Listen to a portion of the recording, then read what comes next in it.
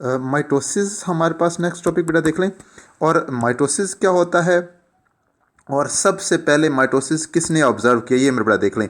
ये याद रख लें कि 1880 है या 1880 में क्या था, वाल्टर फ्लेमिंग एक बायोलॉजिस्ट था, ठीक है। उसने सबसे पहले जो है ना माइटोसिस को ऑब्जर्व किया। आपने ऐसे ही फिक्रा लिखना है, ठीक है, कि 1880 में वाल्टर फ्लेमिंग ने माइटोसिस को ऑब्जर्व किया। बस ये मेरे बड़ा यहाँ तक आपने एक बात बतानी है, बस एक बात होगी हमारी ये।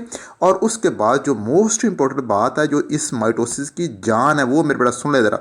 माइटोसिस होता क्या है, यहाँ पे लिखा हुआ है mitosis is a type of cell division in which a cell divide into two daughter cells, ठीक है। डॉटर सेल मतलब मेरे बेटा ये फॉर एग्जाम्पल ये मैंने आप लोगों के लिए बनाया हुआ है, ये मेरे बेटा एक सेल, मेरे बेटा हमारे पास ये एक सेल है, ठीक है। और एक सेल, इसे सेल कहते हैं पेरेंट सेल या हम उर्दू में कहते हैं आबाई सेल, ठीक है। अब ये वाला जो है ना एक सेल आगे दो सेल के अंदर डिवाइड हो रहा है, एक ये सेल एक ये सेल, दो सेल के अंदर तकसीम हो रहा है, एक सेल दो सेल के अंदर तकसीम होता है, ठीक है।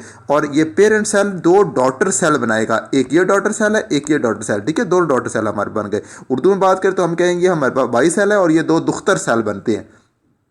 तो मेरे बड़ा याद रख लें माइटोसिस के अंदर होता क्या है, एक आबाई सेल से दो दुख्तर सेल बनते हैं, ठीक है। और एक प्रॉपर्टी और है, वो बहुत इंपॉर्टेंट प्रॉपर्टी, वो ये है कि जितने क्रोमोसोम पेरेंट सेल के पास होते हैं, ये देखिए 46 क्रोमोसोम, इंसान के सेल की बात कर लें तो इंसान के सेल के अंदर 46 क्रोमोसोम होते हैं, ठीक है।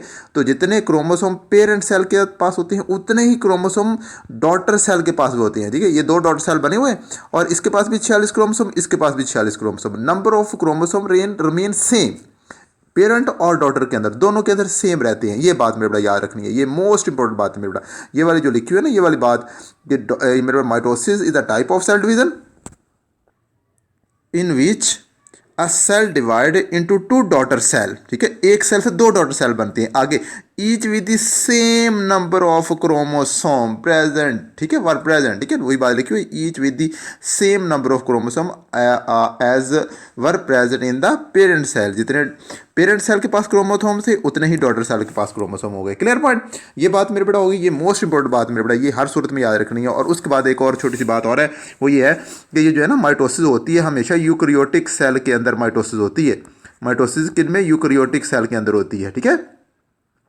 और इसके साथ मेरे बड़ा यूकैरियोटिक सेल, और यूकैरियोटिक सेल में भी मेरे बड़ा दो तरह के, यूकैरियोट के अंदर सेल दो तरह के होते हैं, ये बात भी याद रख लें। एक हमारे पास होते हैं बेटा सोमैटिक सेल होते हैं, एक होते हैं जर्म लाइन सेल। लेकिन ये जो माइटोसिस होगी वो सोमैटिक सेल के अंदर होगी, जर्म लाइन सेल के अंदर जो है ना माइटोसिस नहीं होती। जर्म लाइन सेल के अंदर हम आगे पढ़ेंगे मियोसिस वो होती है, ठीक है। वो हम आगे पढ़ लेंगे, उसका क्लियर हो जाएगा। फिल वक्त यहाँ पर याद रख लें कि माइटोसिस होती है यूकैरियोटिक सेल में। यूकैरियोटिक सेल भी कौन से, मैं बेटा यहाँ पे याद रख लें, somatic cell, eukaryotic somatic cell के अंदर होती है माइटोसिस, ठीक है जी। लेकिन अगर हम बात करें प्रोकैरियोटिक सेल की, यूकैरियोटिक सेल के अंदर तो हम पढ़ रहे हैं क्या हो रहा है हमारे पास माइटोसिस, लेकिन हम बात करते हैं प्रोकैरियोटिक सेल की। प्रोकैरियोटिक सेल के अंदर माइटोसिस नहीं होती, ठीक है। तो प्रोकैरियोटिक सेल के अंदर माइटोसिस नहीं होती, तो फिर क्या होता है प्रोकैरियोटिक सेल के अंदर, सिंपल याद रख ले, बाइनरी फिशन, बाइनरी फिशन, ठीक है। और बाइनरी फिशन और माइटोसिस ये दोनों मुख्तलफ अमल हैं, ठीक है, ये दोनों मुख्तलफ अमल हैं। तो बाइनरी फिशन में बेटा सिंपल क्या होती है, प्रोकैरियोटिक सेल के अंदर एक सेल दो सेल के अंदर टूट जाता है, तकसीम हो जाता है, ठीक है। अच्छा, उसकी वजह क्या है ये पूछ रहे हैं, वाई वजह क्या है कि प्रोकैरियोटिक सेल के अंदर माइटोसिस क्यों नहीं होती, उसकी वजह क्या है। तो सिंपल याद रख लें मैं बेटा कि ये जो हमारे पास प्रोकैरियोटिक सेल है ना, इनके पास न्यूक्लियस नहीं होता। जब न्यूक्लियस नहीं होता तो इनके अंदर में बेटा माइटोसिस नहीं होगी। सिंपल सी बात, मुझे उम्मीद बात समझ आ रही है, ठीक है। तो मिलते हैं अगले टॉपिक के साथ। ओके, अल्लाह हाफिज़।